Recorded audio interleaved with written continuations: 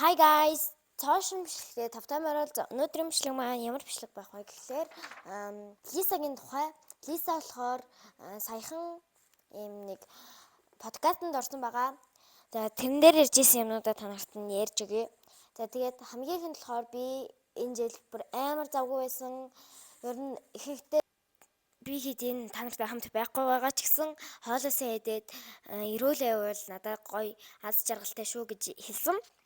За тэгээд хөтлөгч нь болохоор чамд ингээд амар ингээд нэрээр нь дуудаад хахад ингээд эргэж хардаггүй муур байгаа юу? Ийм зүгрүүд юм шиг муур байгаа юу гэсэн чинь байгаа нөгөө Лисагийн бүх муурнууд эльфсгээр хэлсэн нэртэй. За тийм муур байгаа. Лили гэдэг муур байгаа гэж ярьжсэн. Тэр нь болохоор яг л гүн шиг эрхэмсэг энэ дэлхийн ертөнцийн дээр юу ч болж исэн тоохгүй өөрт нь хамаагүй тэгээд ийм эрхэмсэг гүнжлэг ийм муур байгаа гэсэн. За тэгээд хөтлөгч нь бас энэ жил ер нь өмнө жил чиний амьдрал баг оронгоороо ирсэн гэсэн яагаад тийм болсон бэ гэсэн.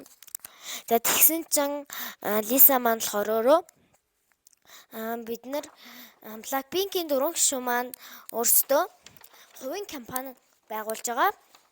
За тэгээд хуваараа карьераа хөөгөөд явж байгаа. Тэгээд ер нь бол хэцүү байсан. Яг л галзуулган дээр суудсан юм шиг байсан. Өмнө нь болохоор Лиса өөрөө өмнө нь хамтлагтай байхдаа ингээд өөрөөхөө л хийх хэрэгтэй. Бүжгийгээ чэйжлэн, бүжгээ сайн бүжгэлжүүл, дуугаад сайн дуулчвал ингээд ер нь бол өөрөө ингээд өөрөөхөө хийх хэрэгтэй юм хийчдэг байсан баггүй юу. За тэгээд шинэ өөрийн хувийн компанитай болсон чинь өөрөө бүгд арын даах хэрэгтэй. Тэгээд өөрөө бүх юмыг төлөвлөх хэрэгтэй. Юу хийх, цагийн хуваарийг гаргах хэрэгтэй. Тэгээд чи өөрөө захирал юм чи бүх төлөвлөгөө гаргах хэрэгтэй. Тэгээд өөрөө захирал хийсэн болохоор за одоо энийг чи яах вэ гэх бодол амир их орж ирдэг байсан гэсэн. За тэгээд альбом гаргасан гэсэн шүү дээ. Тэгээд нэг дэлхийн аялал тоглолт хийсэн. За тэгээд 13 дуутай зарим нь баг ингээд бүгд бэлэн болсон баг өгнүүд нь ингээ ай майн бүгд бэлэн болсон. Харин зарим нь болохоор ерөөсөө ай май дуу эднэр нь ерөөсөө эхлээчгүй байгаа гэж ярьж исэн. Тэгэл Лисагийн болохоор 5 ертөнцийг харуулсан тийм дуу байгаа. Химнэл нь өөр зан анш нь өөр байсан тийм дуу байгаа. Тэгээд өөрөө болохоор тэр дуу хийх гэж нилээдгүй зовсон гэж ярьжсэн. За тэгээд соло уран бүтээл хийж байгаа юм чинь тайзан дээр гарч ингээд юм ярьж сурах хэрэгтэй. Өмнө нь болохоор охтын амтлаг байсан болохоор ингээд би бинийгаа дагаад би бинийгаа хараа ингээд тайвшраа тэгээд би бинийгаа дуурайгаад ярьцдаг байсан юм шиг үлээ. Тэгээд ганцаараа байгаад байгаа болохоор ингээд за би Лиса наа манай тоглолтыг үзсэнд баярлаа гэд ингээд хэлэхээр ингээд амар сандардаг гэсэн жоох ярихтаа мó. За тэгээд ярихтаа болохоор олон улсын фэнүүдтэйгээ ярьж байгаа. Болохоор англиар ярина. Тэгээд Лиса маань өөрөө болохоор 3 хэлтэй. Солонгос, англи хэл, тэгээд өөрийнх нь төрөлхийн хэл болох Таиланд хэлтэй. За тэгээд англи хэл нь болохоор миний 3 дахь хэл. Тэгээд хэдий англидээ сайн ч гэсэн тайзан дээр гараад ингээд ярих гэхээр сандраад жоохон хацаад хэцүү байд юм аа гэж ярьжсэн. За тэгээд фэнүүд нь ингээд ирээд зүгээр ингээд гадуур явж хат нь ирээд зарим фэнүүд нь за баг хитгэн фэнүүд нь ингэдэг гэж байгаа.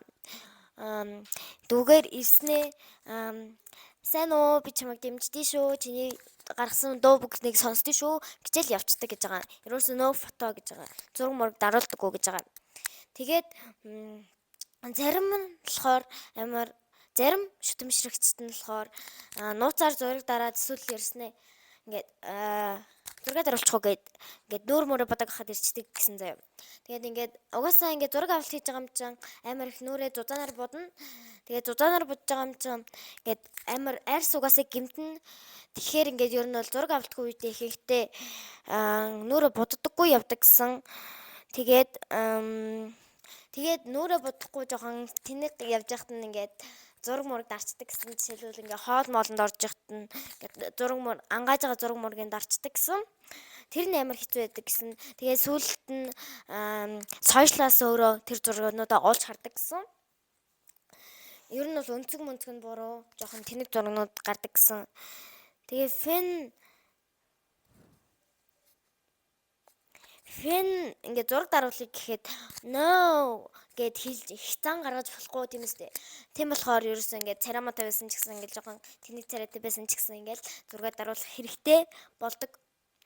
За тэгээд аюултай фэнүүд гэж байна штэ. Ингээд онгоцны буудлын дээр онгоцноос буугаад ирж байхад ингээд шутан бишрэгчд маань "Hi Lisa" гэд хугтаж авч байгаа бол надаа ингээд амар гоё ингээд үзэгчийнхаа фэнүүдийнхаа ер нь бол сэтгэлийг ингээд ойлгодог гэж байгаа. Ингээд олон нийтийн газар ирснээ ингээд "Hi" май гэд зураг мургаа даруулаад байвал би гайгүй ойлгоно. Харин эсвэргээрээ хувийн орон зайд халдаад тэг гэрт нь ирснээ гэрэх нэг юм болж исэн гэсэн заяа. Солонгос болохоор Лиса маань 2 давхар хаустай нэг ч өндөр биш гэж байгаа юм заяа.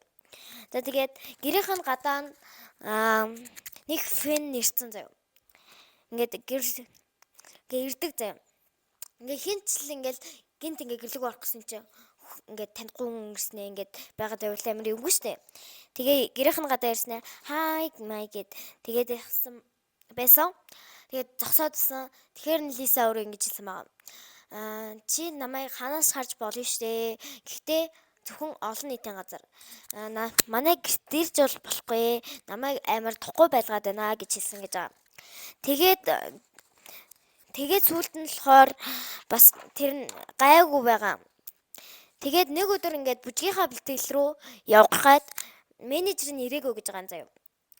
Тэгээд таксинд суугаад яг ингээд за ойрхон юм чи ингээд таксинд суух гэжсэн чинь ингээд таксинд суугаа яг ингээд хаалгаа хаагчихсан чинь нэг хүний хөл ороод ирсэн гэж байгаа юм заяа. Тэгээд гайхаад айгаад юу юм а гэсэн чинь нөгөө шүтрэн бишрэгч нь байсан заяа. Тэгээд Лиса барыг тэрнээс хойш ингээд амар айдаг болсон, гэртээ ганцаараа байх аюултай байна гэж боддог болсон гэсэн заяа. Тэгээд ер нь бол менежер ихэнхдээ ирээд хончих гэж хэлдэг болсон гэсэн. Гэхдээ менежер нь гэр орондоо харин тэмстэй. Тийм болохоор дандаа бол хамт байж чадахгүй. Тэгээд ер нь бол ихэнхдээ амар айцтай байдаг болсон гэсэн.